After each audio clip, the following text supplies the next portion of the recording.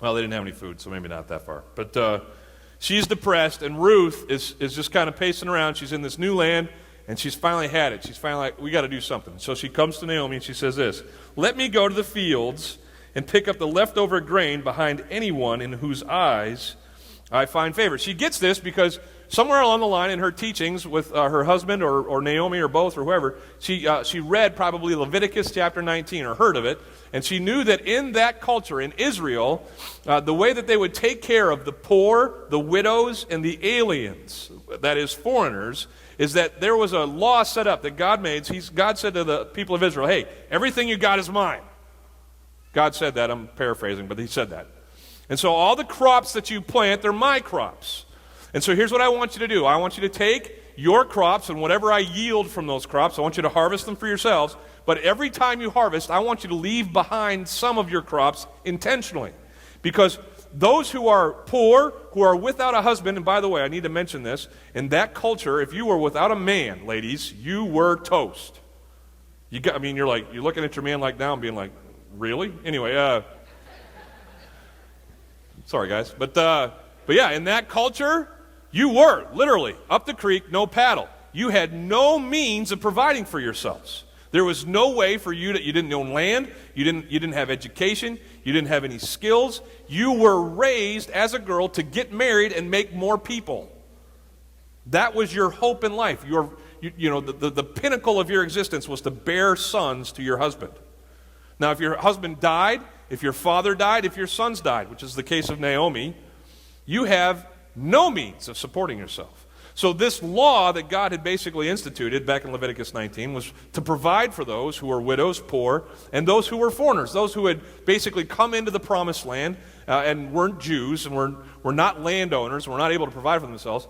Now, God has love for all people, and so he says, hey, let's take care of them too. And this law was instituted so that if we were harvesting barley, which was what was being harvested at the time, you could go in, get the grains, collect the grains, smash it up, make flour, make cake, eat. Everybody see the process there? Does anybody see the process there? Okay.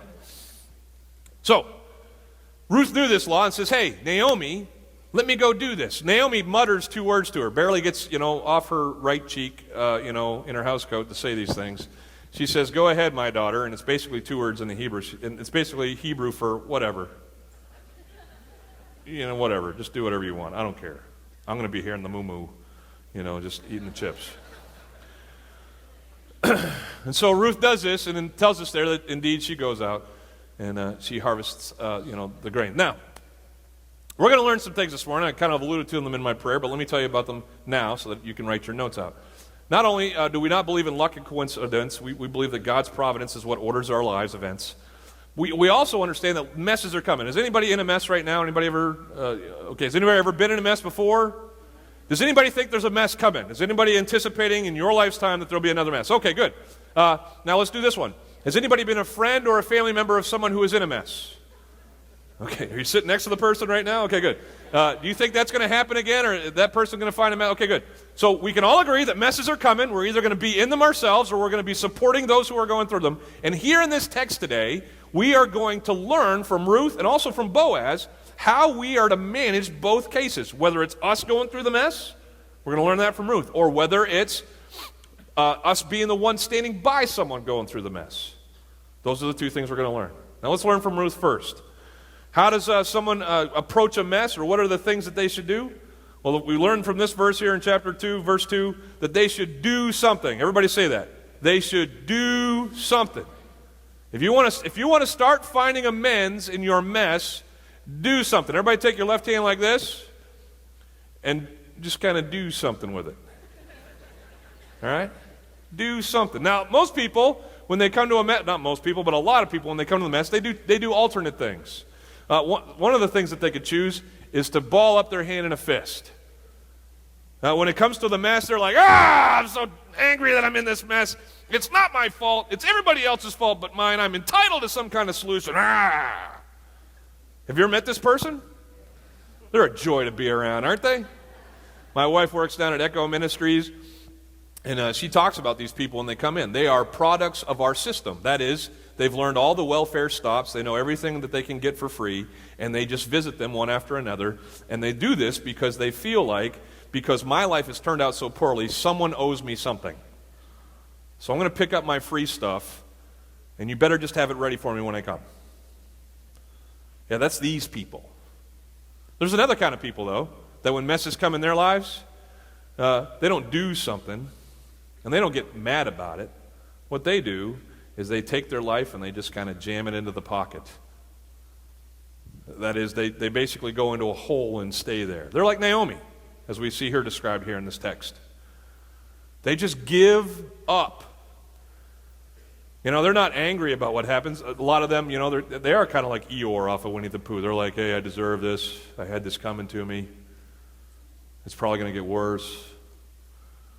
And they close themselves up in a dark room, and they do nothing. Now, this is equally ineffective. If you're angry, you're gas on a fire. You're making a mess messier.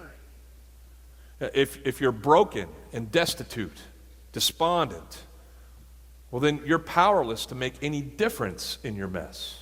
Agreed? No, what we need to be doing is living out the will of God. People come to me all the time and they're like, what's the will of God for my life? 99% of the will of God for your life is right here. Do the things that He has instructed in this book. And the other stuff amazingly falls into place. Let's watch what Ruth does. Ruth determines in her heart that she's going to do something.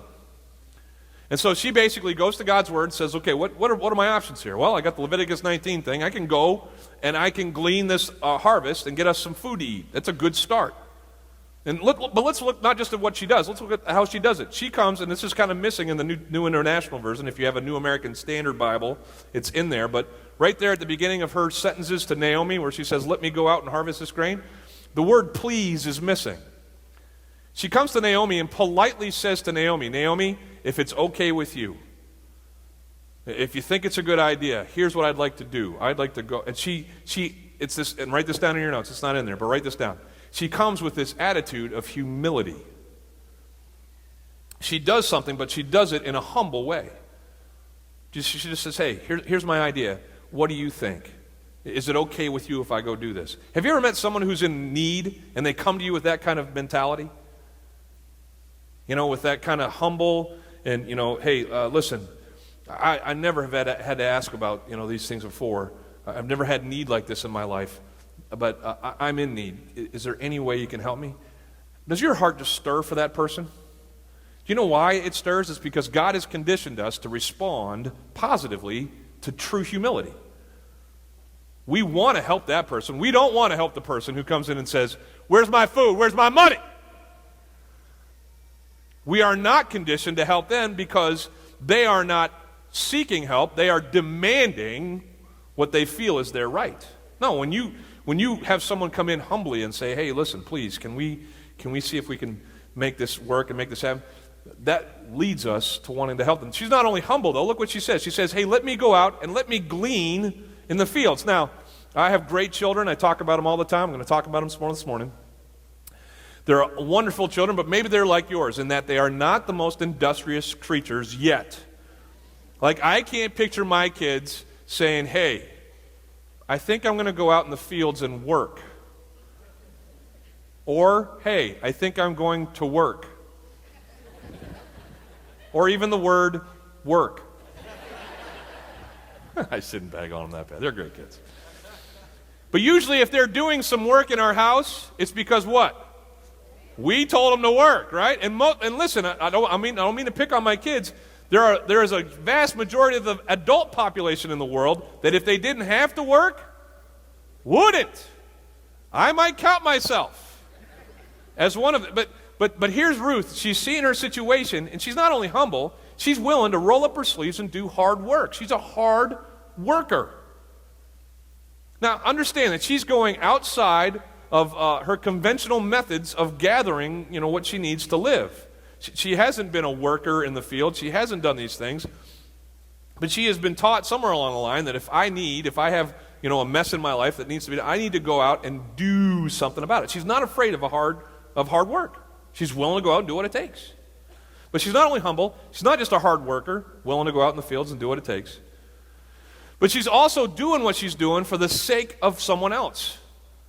You know the big lump on the couch, the chick in the moo-moo, Naomi. Naomi's not going to be able to help herself anytime soon. She is, decapacitated.